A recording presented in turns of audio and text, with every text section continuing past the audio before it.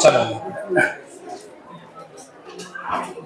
લાસ્ટમાં ક્વેશ્ચન આપણે એડજસ્ટમેન્ટ કર્યા હતા. એક સોલ્વ કરી દે એટલે આ ચેપ્ટર પૂરો થાય. પછી નવો ચેપ્ટર આપણે સ્ટાર્ટ કરશું. ચલો સૌથી પહેલા આપણે મેન્યુફેક્ચરિંગ અકાઉન્ટ તૈયાર કરશું.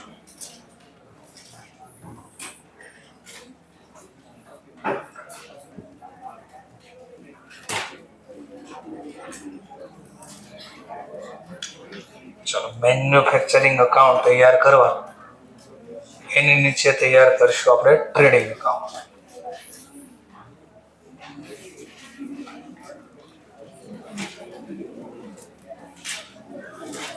Trading account. ચલો પછી તૈયાર કરશું P&L account, profit and loss account.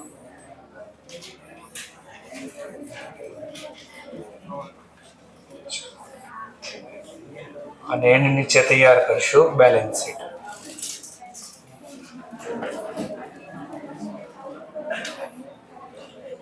ચલો વન બાય વન ક્રમમાં આપણે ડેટા લખતા જઈશું.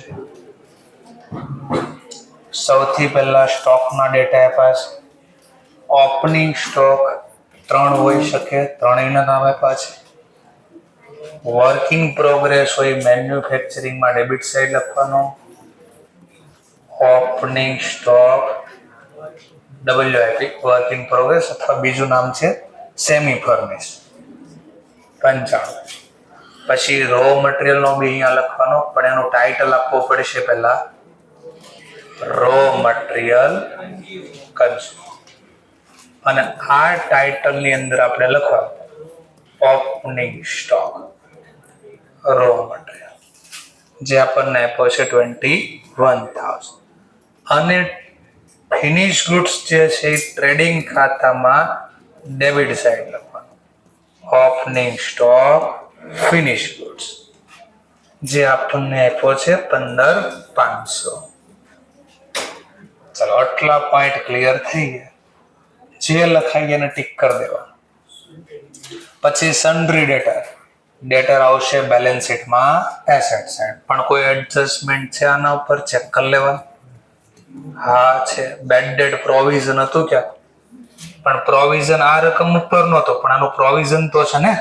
હા એટલે આને ઇનર કોલમમાં લખવાનું આવશે ત્યારે જોઈશું. ઇનર કોલમમાં લખો ને એના માટે એડજસ્ટમેન્ટ. કેરેજ ઓન પરચેઝ, ભાઈ આ ખરીદીનો ખર્ચો છે તો આપણે ક્યાં લખશું મેન્યુફેક્ચરિંગ. ચલો તો 4-5 લાઈન છોડ દેવાના અથવા 3-4 લાઈન ખબર છે ને અહીંયા બીજો જે લખવાનું બાકી છે તો લખી દેવાનું કાર્ટેજ અથવા કેરેજ લખ્યું એ બેઠો લખવાનું.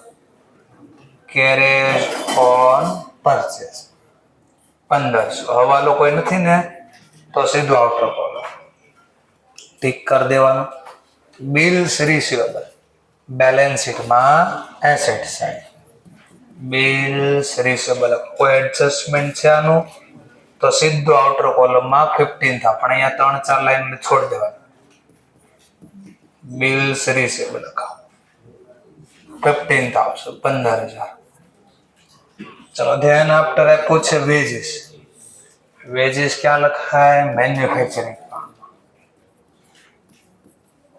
આઉટર હવાલો નથી ને આનો કોઈ છે. ચલો તો વેજીસ નો હવાલો જોઈ લઈએ. શું કહે છે વેજીસમાં તો આપણને કીધું છે સેલરી અને વેજીસ અનપેડ છે તો 900 છે સેલરીના છે અને 2,000 છે વેજીસ. તો આટલા જે અનપેડ નો મતલબ ચૂકવવાના બાકી છે. ચલો ટ્રાયલ બેલેન્સમાં કેટલા આપ્યા હતા આપણને? ટ્રાયલ બેલેન્સમાં 13,000 એટલે ઇનર કોલમ વાળી. હવાલાની 2 ઇફેક્ટ કારણ કે ઉધાર જમા 2 લખવાનું બાકી છે. આઉટસ્ટેન્ડિંગ વેજીસ એટલે ખર્ચમાં લખવાના બાકી અને ચૂકવવાના બાકી, બેલેન્સ શીટમાં લખવાનું બાકી, તો બંને લખો છો 2,000. આઉટર કોલમમાં સરવાળો 15,000. બીજી અસર જશે બેલેન્સ શીટમાં લાયબિલિટી છે 3-4 લાઈન છોડ દેવાનું પછી લખવાનું.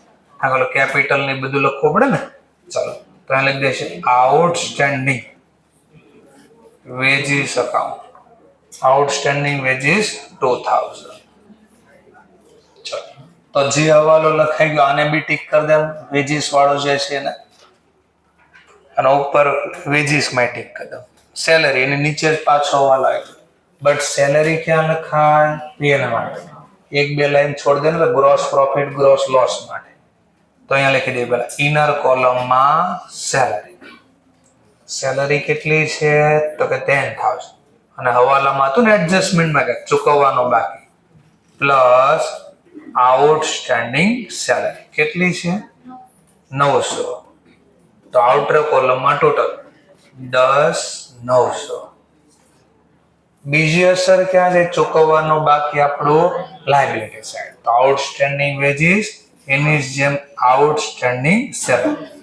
એક્ઝામમાં ખાલી આવું ન લખતા, આઉટ આખું લખવો પડે એક્ઝામમાં, આઉટસ્ટેન્ડિંગ સેલરી. ચલો કેટલા રૂપિયા છે? તો કે 900. તો આ બી હવાલાનો ટીક કરી દેવાનો, લખાઈ ગયો. ટેલિફોન પોસ્ટેજ પીએનએલ માં, ટેલિફોન એન્ડ પોસ્ટેજ ને લગતા કોઈ હવાલો છે આનો? નહીં. તો સીધું આઉટર કોલમમાં 350 ટીક કરી દેવાનું. 350 નીચે 1000 છે. ચલો ધેન આફ્ટર છે રિપેર ટુ ઓફિસ, વર્ડ જો ઓફિસ ફર્નિચર. ઓફિસ ના ખર્ચા ક્યાં લખાય? પીએનએલ. તો રિપેર ઓફિસ ફર્નિચર 350. ચલો ત્યાર પછી આપ્યું છે કેશ એટ બેંક. આપણી એસેટ કહેવાય. તો બેલેન્સ શીટમાં લખી દેવાનું કેશ એટ બેંક અથવા કેશ એટ હોમ જે લખ્યું 17,000. ઓફિસ ફર્નિચર આપણી એસેટ કહેવાય. હવાલો છે આનો કોઈ? હા, તો ઇનર કોલમમાં કેટલા છે? 10,000. ચલો એડજસ્ટમેન્ટ નંબર કયું છે આનું? થર્ડ. શું કહે છે જરા ચેક કરો. Machine is depreciate 10% office furniture ઉપર. કાલે યાદ છે ને 71 ભાગ્યા 2 એટલે 35.5% નથી, આ 60%. ચલો હવાલાની બે અસર. એક તો એસેટ ની વેલ્યુ ઘટાડવા માટે, તો આના ટકાવારી 10,000 ગુણ્યા 7.5% 750. આઉટર કોલમમાં સરવાળો 9,250. અને સેકન્ડ ઇફેક્ટ પીએનએલ માં ડેબિટ સાઇડ. કેમ પીએનએલ માં? ઓફિસ નો છે એટલા માટે. Depreciation on furniture 750. ચલો આને બી ટીક કરી દેવાનું, લખાઈ ગયું. બી આખો હવાલો નથી લખાણો, જે એકમાં બે હોય ને ત્યારે જેમાં લખાઈ ગયો એના ઉપર ટીક કરવાનું. ચલો ધેન આફ્ટર બીજો હવાલો કોઈ છે કે નહીં? હારે લાઈનમાં જોતા રહેશે. રિપેર આવી ગયું. હવે આપ્યું છે રિપેર ટુ પ્લાન્ટ. ભાઈ પ્લાન્ટ નું રિપેરિંગ ક્યાં જાય? મેન્યુફેક્ચરિંગ, કારણ કે મેન્યુફેક્ચરિંગ નો ખર્ચો છે. Repair plant, repair to plant છે 1100. આનો કોઈ એડજસ્ટમેન્ટ નથી ને? તો કામ બોલો. પરચેજ, પરચેજ ક્યાં જાય? મેન્યુફેક્ચર. રો મટીરિયલ કન્ઝ્યુમ માં લખવા પરચેજ રો મટીરિયલ. પરચેજ આપ્યો છે 85,000. પણ નાની મિસ્ટેક થઈ ગઈ છે.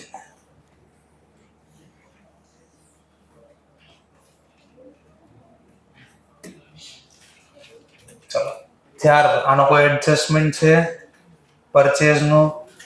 તો કઈ નહીં. ચલો નેક્સ્ટ પ્લાન્ટ એન્ડ મશીનરી. ભૂલથી ઘણા હોતા પ્લાન્ટ એન્ડ મશીનરી, તો મેન્યુફેક્ચરિંગ અહીંયા લખશે.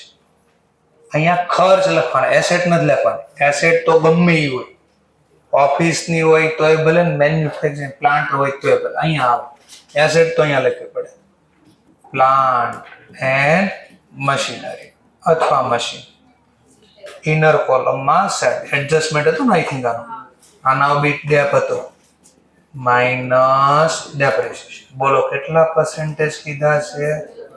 તો 70,000 ના 10%, 7,000. તો 70 માંથી 7,000 ગયા, 63,000 આઉટર કોલમ. નેક્સ્ટ અને સેકન્ડ ઇફેક્ટ જશે બે પીએનએલ કે મેન્યુફેક્ચરિંગ. ચલો શેનો ખર્ચો હતો? તો કે depreciation on plant and machinery. કેટલો જવાબ આવ્યો તો? 7,000. ચલો ધેન આફ્ટર રેન્ટ. કોઈ હવાલો છે રેન્ટ નો? હા, ચલો રેન્ટ નો હવાલો શું છે જરા ચેક કરીએ. ઓફિસ પ્રીમાઇસીસ જે વપરાણ ઈ ટોટલ એરિયા ઓફિસ માટે કેટલો વપરાય છે? 1/4. તો એનો મતલબ આનું જે ભાડું લાગશે એ 1/4 ઓફિસ માટે વપરાણું તો ત્યાં લાગશે, અને બાકીનું મશીન ક્યાં વપરાણું અથવા બિલ્ડિંગ ક્યાં વપરાણું હશે અથવા ઓફિસ ક્યાં વપરાણી છે? ફેક્ટરી માટે મેન્યુફેક્ચરિંગ, તો ત્યાં ખર્ચો. એટલે બે જગ્યા આવશે આ રેન્ટ. ચલો રેન્ટ નું ભાડું ઓફિસનું ટોટલ કેટલું છે? 6,000 માં 1/3 ન્યા છે, તો અહીંયા કેટલા છે? 3/4. રેન્ટ 3/4. બોલો 45. ચલો બીજું પીએનએલ માં જશે રેન્ટ ઓફિસ માટે બાકીનો વપરાણ 6,000 ગુણ્યા 1/4 15. તો જ્યાં જેટલું વપરાણ ને આપણે લખી દીધું, આને બી ટીક કરી દેવાનું લખાઈ ગયું એટલે. ચલો પછી આપ્યું છે લાઇટિંગ. હવાલો છે આનો બી. હા તો પેલા ચેક કરી લઈ ક્યાં લખવું. Lighting is to be charge 2/3 to factory અને 1/3 ટુ ઓફિસ. તો જો ઓફિસ નો ક્લિયર કટ કીધું છે તો અહીંયા લાઇટિંગ નો ખર્ચો અહીંયા લખાય થોડોક. તો લાઇટિંગ માં કીધું છે ચાર્જ કરો ફેક્ટરી 1/3. ટોટલ કેટલો ખર્ચો હતો લાઇટિંગ નો? 1,350. 1,350 માં ક્લિયર કટ કીધું 1/3 વાપરવાનું છે, 450. તો બાકીના 2/3 ક્યાં વપરા હે? Manufacturing lighting. 1,350 એના 2/3. 1,350 હતા ને, એના 2/3 900. તો અહીંયા લખ્યા. ચલો આને બી ટીક કરી દેવાનું, લખાઈ ગયું. જનરલ એક્સપેન્સ મેં તમને કીધું બે ઓપ્શન છે. આને મેન્યુફેક્ચરિંગ માં લખી શકો, પીએનએલ માં લખી શકો. તો આપણે એકવાર મને યાદ છે ત્યારે એને આપણે લખ્યું મેન્યુફેક્ચરિંગ. હવે મેં કહું ના કાંઈ કીધું નથી, મારે આને લખવું છે ક્યાં? પીએનએલ. કોઈ પ્રોબ્લેમ નથી. જનરલ એક્સપેન્સ મેં તમને કીધું બે ઓપ્શન છે. પીએનએલ માં લખો તોય ચાલે, મેન્યુફેક્ચરિંગ માં લખો તોય ચાલે. 1,500 લખો પડે. એઝ્યુમ ધેટ તમે નથી કીધું તેનું શું ધારે તો ધારી લીધું આપણે. એઝ્યુમ ધેટ કારણ કે ઇન્સ્ટિટ્યુટ એક દાખલામાં અહીંયા લખ્યું છે ને એક દાખલા મેન્યુફેક્ચરિંગમાં લખ્યું છે, એણે ખુદ લખ્યું છે એટલા માટે. ચલો તો આ બી આનો કોઈ હવાલો હતો તો બોરો છે. જનરલ નો હવાલો છે તો બોરો. ચલો હવે ક્રેડિટ બેલેન્સ આવી. સન્ડ્રી ક્રેડિટર ક્યાં લખાય છે? સન્ડ્રી ક્રેડિટર બેલેન્સ શીટમાં લાયબિલિટી સાઈડ. ક્રેડિટર એડજસ્ટમેન્ટ છે આનું કાંઈ નથી ટીક કર્યું તો સીધું આઉટર કોલમમાં. બિલ્સ પેએબલ આપણી લાયબિલિટી છે, આમાંથી જ બને, ક્રેડિટર માંથી જ બને. ચલો બિલ્સ પેએબલ કેટલાના છે? 75. તો લખ્યા 75. સેલ ઓફ સ્ક્રેપ જે ઓલું રો મટીરિયલ હશે ને એ સ્ક્રેપમાં વેચી દીધું. Scrap sold 2500. ચલો ત્યારબાદ કમિશન રિસીવ. અહીંયા કોઈ દિવસ આવક લખાય નહીં. હવે આવક લખવા બે ઓપ્શન, ટ્રેડિંગ કે પીએનએલ. ટ્રેડિંગ મેન મારી આવક નથી એટલે અહીંયા લખવાનું. એક બે લાઈન પેલા છોડ દે ને નેટ જીપી માટે.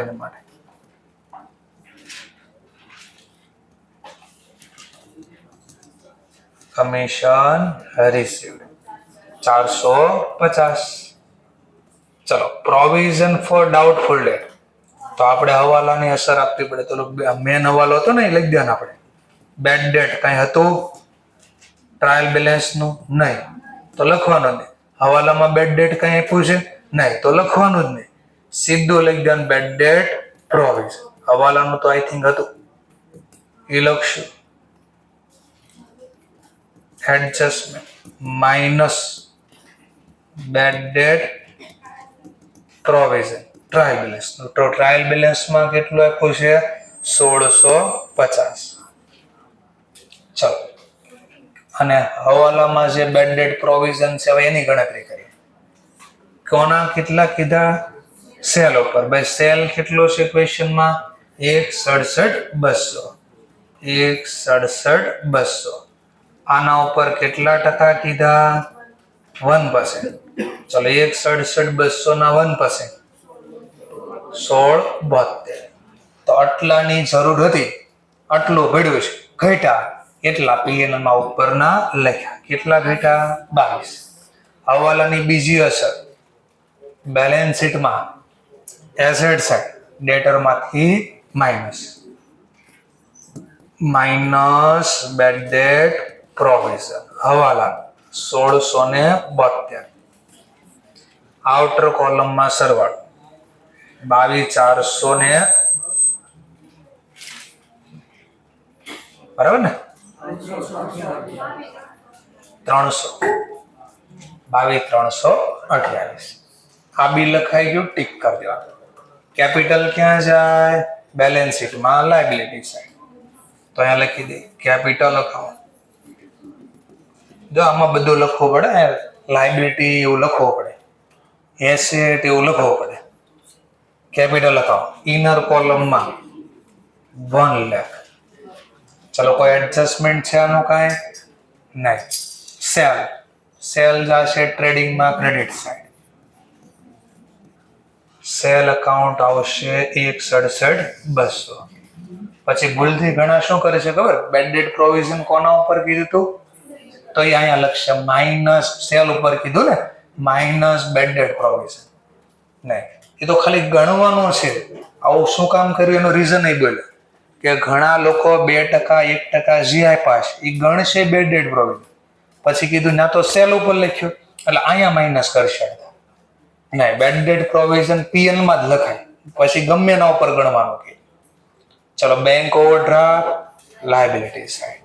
એટલે કીધા બેંક ઓવરડ્રાફ્ટ 8,500. ચલો કોઈ હવાલો બાકી રહી ગયો ટીક કર્યા વગરનો ચેક કરી લેવાનો. તો જે ટીક વગરની માહિતી દેખા ઓટોમેટિક લખવી પડશે.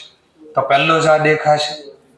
ચલો 3 સ્ટોક છે હવાલામાં, તો 3 સ્ટોક લખે. ક્લોઝિંગ સ્ટોક, તો પહેલા ક્લોઝિંગ સ્ટોક રો મટીરિયલ અહીંયાથી માઇનસ થાય. ક્લોઝિંગ સ્ટોક રો મટીરિયલ કેટલો છે? રો મટીરિયલ નો 16,200. અને આમાંથી લેસ કરીને આઉટર કોલમમાંનો સરવાળો 13,300. ચલો બીજી અસર ક્યાં જાય? બીજી અસર બેલેન્સ શીટમાં asset side. Closing stock raw material. ચલો રો મટીરિયલ નો કેટલો છે? 16,200. ફિનિશ ગુડ્સ અને વર્ક ઇન પ્રોગ્રેસ. ચલો તો બે ચલો શેમાં અહીંયા મિસ્ટેક છે? 89,800. ચલો સુધાર 89,800. ચલો ફિનિશ ગુડ્સ આપ્યો છે. જો જાણી જોઈને શું કર્યું? પહેલા રો મટીરિયલ પછી ફિનિશ ગુડ. પણ આપણે રો મટીરિયલ અહીંયા લખ્યું ને, તો ફિનિશ અહીંયા લખી નાખશે ઘણા. નહીં, ફિનિશ ગુડ્સ ના ટોપિક ક્યાં લખાય? ટ્રેડિંગ ખાતા. તો ક્લોઝિંગ સ્ટોક ખરીદીનો ખર્ચો ઘટાડવા ફિનિશ ગુડ્સ અહીંયા લખાય 18,100. અને હવાલાની બીજી અસર બેલેન્સ શીટમાં અહીંયા લખાશે 18,100. સર ઇનર કોલમમાં 3 લખું પછી ટોટલ લઈ લો તો ચાલે? હા. સેમી ફિનિશ એટલે work in progress. Work in progress ના કેટલા છે? 78. તો એક અસર અહીંયા અને વર્ક ઇન પ્રોગ્રેસ ક્યાં લખશું? ટ્રેડિંગમાં ને, સોરી પીએનએલ માં. તો મેન્યુફેક્ચરિંગમાં માઇનસ, ડેબિટ બાજુ minus, credit side work closing stock work in progress 78.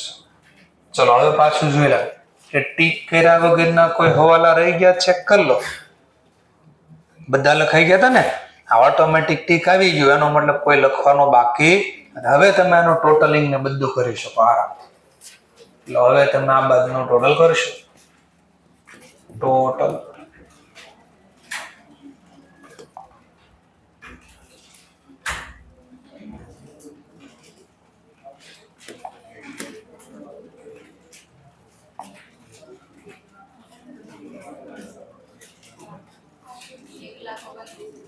એક મિનિટ 1,29,300 ટોટલ. તો આ બાજુ પણ 1,29,300 લાવવા ક્યાં ઘટશે? 1,19,000. આ જે ઘટવાને હું બોલશું? કોસ્ટ ઓફ ફિનિશ અથવા બીજું નામ છે કોસ્ટ ઓફ ગુડ્સ મેન્યુફેક્ચરિંગ. આને ક્યાં ટ્રાન્સફર કરશો? તો ટ્રાન્સફર ટુ ટ્રેડિંગ અકાઉન્ટ. આવું લખી દેવાનું. ચલો આવું લખી દેવાનું. અને આ જે રૂપિયા 1,19,000 અહીંયા આવશે. ડેબિટ સાઈડ 1,19,000 શેના આવ્યા? તો લખવાનું કોસ્ટ ઓફ ફિનિશ. પાછી થિયરી યાદ કરી લો. આ બેના ટોટલ ને શું બોલાય? COGS. શું બોલાય? COGS.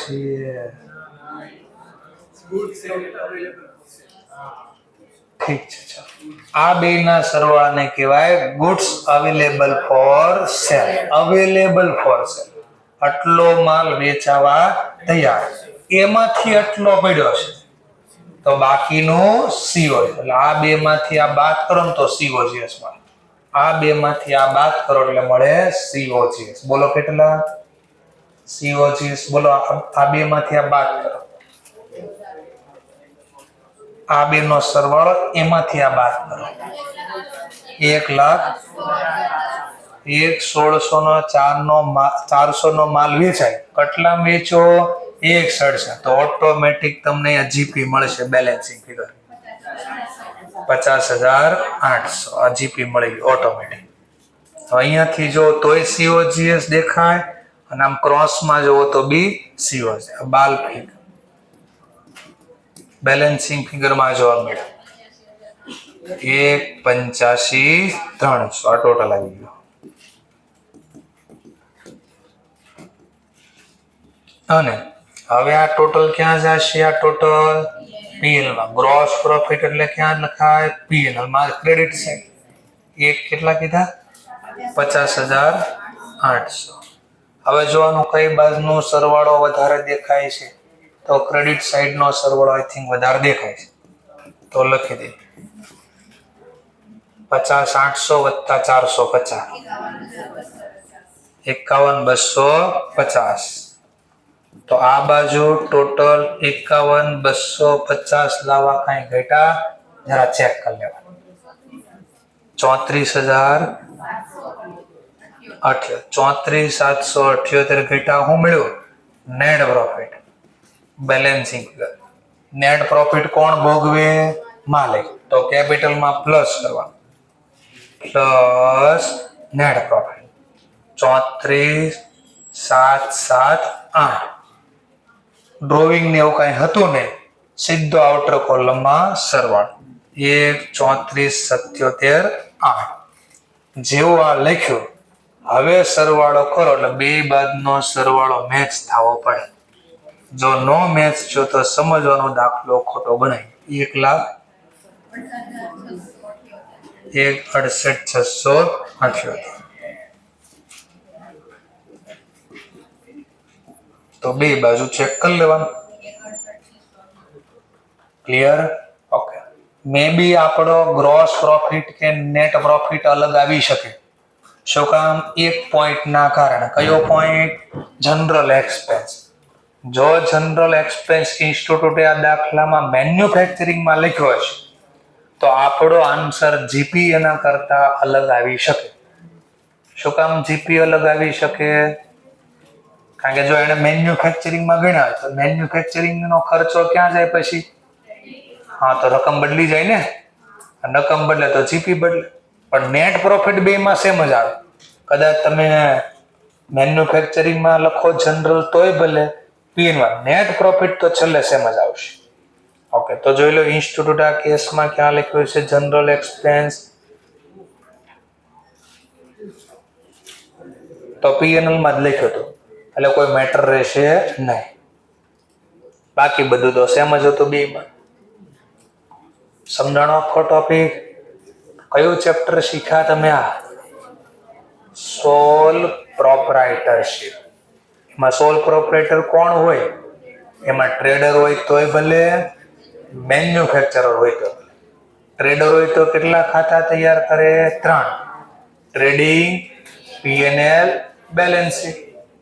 પણ મેન્યુફેક્ચરર હોય તો 4. Manufacturing account, trading account, P&L account, balance. Manufacturing શા માટે બનાવશે? પ્રોફિટ લોસ જાણવા. તો કોસ્ટ ઓફ ગુડ્સ મેન્યુફેક્ચર, જે વસ્તુ બનાવીની પડતર કેટલી લાગી. ચલો બીજું, તો ટ્રેડિંગ ખાતું શા બનાવશે? તો કે જે વસ્તુ બનાવ્યા પછી એને સોલ્ડ કરી એમાં કેટલો ગ્રોસ પ્રોફિટ કે ગ્રોસ લોસ થયું જાણવા માટે. ત્રીજો પોઈન્ટ, પીએનએલ શા માટે બનાવશે? તો ઓલ ઓવર બિઝનેસમાં કેટલો નેટ પ્રોફિટ કે નેટ લોસ થયું જાણવા. અને છેલ્લો પોઈન્ટ, બેલેન્સ શીટ શા માટે બનાવશે? ફાઇનાન્સિયલ પોઝિશન આપણે જાણવા માટે. સમજાઈ ગયા ટોપિક? ચલો, એક નાની એવી થિયરી આની બાકી હતી. એક્ઝામમાં કદાચ પૂછે તો તમે કહી શકો શા માટે બનાવવામાં આવે. ચલો,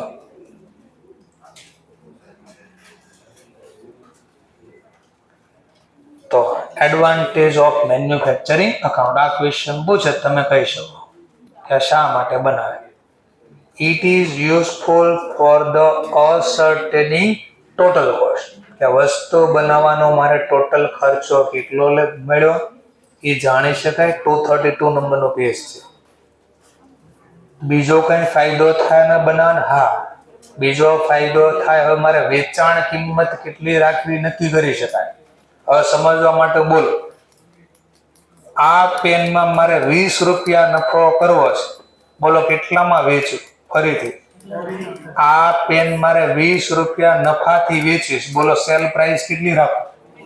હા, તો એનો મતલબ આ કોસ્ટ ખબર પડે તો ફિક્સ નક્કી કરો ચોક્કસ સેલિંગ પ્રાઇસ કેટલી રાખી, અથવા કોટેશન નક્કી કરવા. એટલે હું કોટેશન એટલે અંદાજ. તમે દુકાને આજે જો નીકળો, વચ્ચે જેટલી પણ ટુ વ્હીલની દુકાન આવે તો ત્યાં જાતું જાણો 5 મિનિટ થશે કેમ કે મારે ટુ વ્હીલ લેવાની છે. એટલે તમને કાગળ આપશે, એ કાગળમાં બધું લખીને આપે. એને કોટેશન આપ્યું કહેવાય. શું કર્યું કહેવાય? એટલે અંદાજિત કેટલા રૂપિયામાં આવશે. તો કોટેશન આપવું હોય ને અંદાજે કેટલા રૂપિયા, તને પ્રાઇસ તો ખબર હોવી પડે ને પેલા કેટલા રૂપિયાની બની છે. તો સેલિંગ પ્રાઇસ નક્કી કરવા અથવા તો કોટેશન આપવા કઈ વસ્તુ અંદાજે કેટલા રૂપિયામાં આવશે. બીજું ક્યાં કામ લાગશે? આને પછી જોઈ પેલા જોઈએ. Useful for the controlling the cost. આપણી પડતર ક્યાં વધારે લાગે છે? આ ત્રણેય ખાતા ભેગા બનાવ્યા હોત તો? ત્રણેય ભેગા બનાવ્યા, કારણ કે છેલ્લે ખાતું તો અહીંયા જાય ને અહીંયા પછી ના જાય છે. તો ત્રણેય ભેગા કરી દો, શું તકલીફ થાય? ટોટલ નફો એટલો જ આવશે, 34,778 આટલો જ આવે. પણ વસ્તુ બની કેટલામાં, વેચાણમાં શું થયું અને બિઝનેસમાં બીજા ખર્ચા કેટલા લાગ્યા એ આપણે કંટ્રોલ કરી શકવી નહીં. સમજવા માટે માની લો પેપર તપાસ, બધા પેપર તપાસાય છે 4 સબ્જેક્ટના. પછી સમજવા માટે બોલો એ સાંભળો. એક સ્ટુડન્ટને 199 માર્ક્સ આવ્યા. કેટલા? 199. 200 માંથી એક લાવવાના હતા 200, આવ્યા કેટલા? એક માર્ક ઘટ્યો. તો હવે એને કીધું, નક્કી કર્યું હાલો આપણે કેવા મહેનત ચાલુ કરી દેવી છે, સ્ટેટ મેથ્સ એકદમ પરફેક્ટ કરી દેવું છે આપણે. સ્ટેટ મેથ્સમાં ઓલરેડી 99 માર્ક્સ હતા એના 100 માંથી. હવે એમાં ઓર એક્સ્ટ્રા મહેનત કરે તો શું મળશે? કઈ નહીં. તેનો મતલબ કઈ વસ્તુ વાંચવી જોઈએ શેના આધારે ડિસિઝન મળે? ચારીનો ડેટા હશે તો ખબર પડે ને. એમ કયો સબ્જેક્ટ નબળો છે ડેટા મેળવવા માટે, એમાં વધારે મહેનત કેમાં કરવી, એમ અહીંયા પણ કઈ વસ્તુનો ખર્ચો ક્યાં વધારે લાગે છે? ઓફિસ વહીવટમાં ખર્ચા વધારે લાગે છે કે વસ્તુ બનાવવાના ખર્ચા વધારે લાગે? એ જાણવા માટે આપણે આ ખાતું હેલ્પ કરશે. તો એડવાન્ટેજ આપ્યો આપણે. It is useful for the preparation of tender. એટલે ટેન્ડર એટલે માની લો કોઈ વસ્તુ બનાવી હોય તો ગવર્મેન્ટ બધી વસ્તુ કઈ જાતે ન બનાવે. તો ગવર્મેન્ટ કે આ વસ્તુ મારે બનાવી દેવી છે, તો જે લોકોને ઇન્ટરેસ્ટ હોય આ વસ્તુ બનાવે એ એક કાગળની અંદર લખીને અમને આપે. આ કાગળની અંદર બધો અંદાજે કેટલામાં બનાવી દઈશ, કયું મટીરિયલ વાપરીશ એવું લખીને આપે ને એને ટેન્ડર આપ્યું કહેવાય. શું આપ્યું કહેવાય? ટેન્ડર ભર્યું એમ કહેવાય, ટેન્ડર આપ્યું એમ કહેવાય. તો સમજવા માટે માની લો બ્રિજ બનાવવાનો છે, તો 4 જણાએ ટેન્ડર ભરી નાખ્યું. એકે કીધું 1 કરોડમાં બનાવી દઈશ, એકે કીધું 1.5 કરોડમાં બનાવી દઈશ, એકે કીધું હું તો 80 લાખમાં બનાવી દઈશ. ચલો માની લો 3 ની જ વાત કરો, તો 1 કરોડ વાળાને ટેન્ડર ગવર્મેન્ટ આપશે, 1.5 કરોડ વાળાને આપશે, 80 લાખ વાળાને આપશે.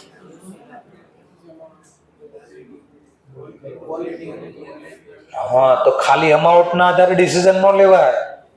તો અંદર એ જોશે, આ મેન્યુફેક્ચરિંગ ખાતું બને ને જો આપે એમાં લખશે કેટલું મટીરિયલ વાપરીશ, આ લખશે કેટલો બીજો મારો ખર્ચો લાગશે, આ બધું લખીને આપે. જે લોકો ટેન્ડર ભરે ને આવું બધું આપવું પડે ડિટેલમાં કે હું કયું મટીરિયલ વાપરી. નકર તમે કહો 80 લાખમાં મેં તો કીધું બ્રિજ બનાવી દઈશ, એમાં ક્યાં વાંધો હતો? મેં તો વાપરવાનું ચાલુ કર્યું પ્લાસ્ટિક નો બ્રિજ ટકે. મેં તો ચોખવટ કરી હતી 80 લાખમાં હું તો તમને આ બનાવી દઈશ. તમે તો બનાવી દીધું જો 80 લાખમાં. તો ગવર્મેન્ટ એ બી જોવે ને કે ભાઈ ખાલી અમાઉન્ટ નહીં, આ વસ્તુ બનાવવા માટે કયું મટીરિયલ વપરાતું આ બધું લખીને આપવું પડે. કે સ્ટીલ કઈ કંપનીનું વાપરશો, સિમેન્ટ કઈ કંપનીની. ખાલી એટલું નહીં, નકર વળે પાછું તકલીફ. મેં તો કીધું અંબુજા સિમેન્ટ વાપરીશ, એક બેગ વાપરી તો ખરી. ફરીથી મેં તો કીધું અંબુજા સિમેન્ટ વાપરી તો ખરી એક બેગ. કેટલી વાપરો પછી? નહીં, લખવું પડે અંબુજા સિમેન્ટ તો કેટલી બેગ.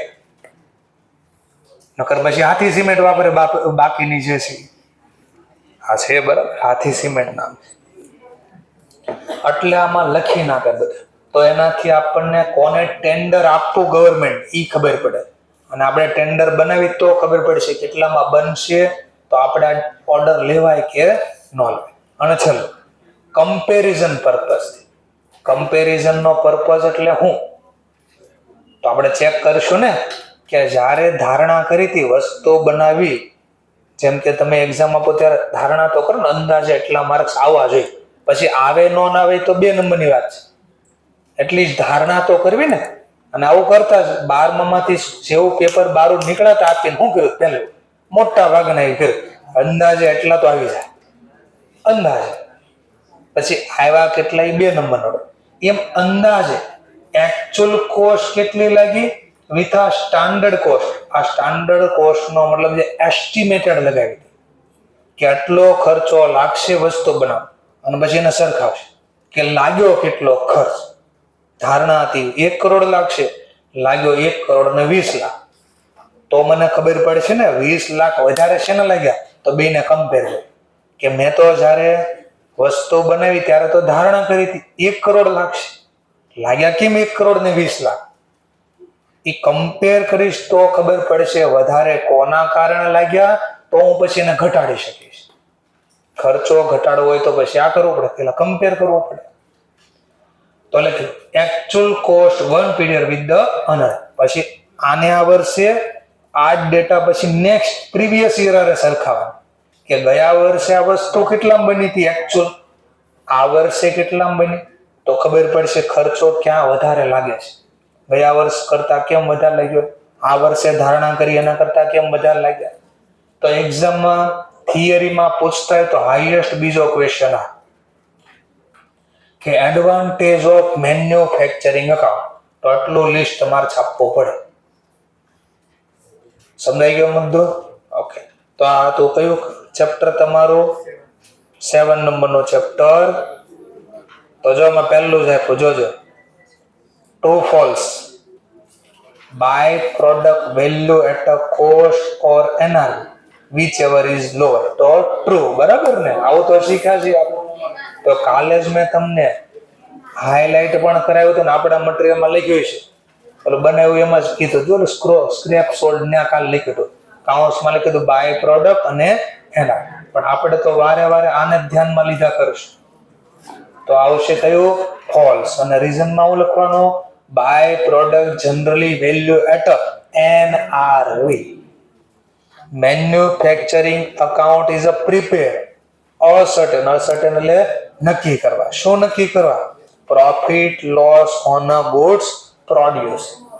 ગુડ્સ પ્રોડ્યુસ એને પ્રોફિટ લોસ નહીં, કોસ્ટ ઓફ ગુડ્સ મેન્યુફેક્ચરિંગ અથવા કોસ્ટ ઓફ ગુડ્સ પ્રોડ્યુસ. તો આને લખવાનું ફોલ્સ અને રીઝનમાં લખવાનું prepare to ascertain cost of goods produce અથવા મેન્યુફેક્ચર. તો આ બી ફોલ્સ છે. તો ત્રીજું કહીશ if there remain unfinish goods. Unfinish goods એટલે work in progress. Semi finish બોલે, અનફિનિશ બોલે.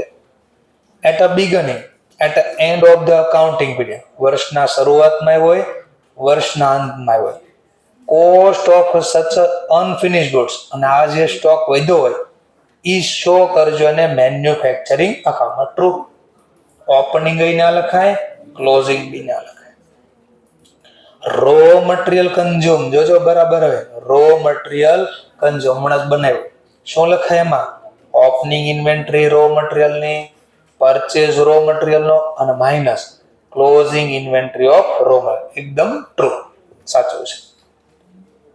The trading account will show quantity of finish goods, raw material અને વર્ક ઇન પ્રોગ્રેસ. વર્ડ જોજો હું બતાડે કહીશ.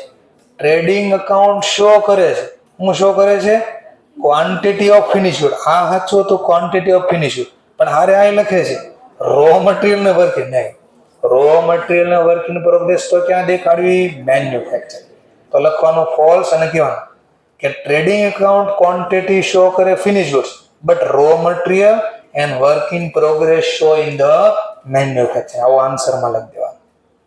Overhead is defined as a total cost of direct material, direct veggies and direct expense. કાંઈ યાદ આવે છે? Overhead ખર્ચા. Overhead ખર્ચા તો આપણે ફિક્સ ની વાત કરી. તો આવું તો ક્યાં આવ્યું? તો ડાયરેક્ટ મટીરિયલ, ડાયરેક્ટ પે. મેં કીધું ખબર ને કાલે મેં કીધું જો ને હાઇલાઇટર વાપરજો, વપરાયું જ ને.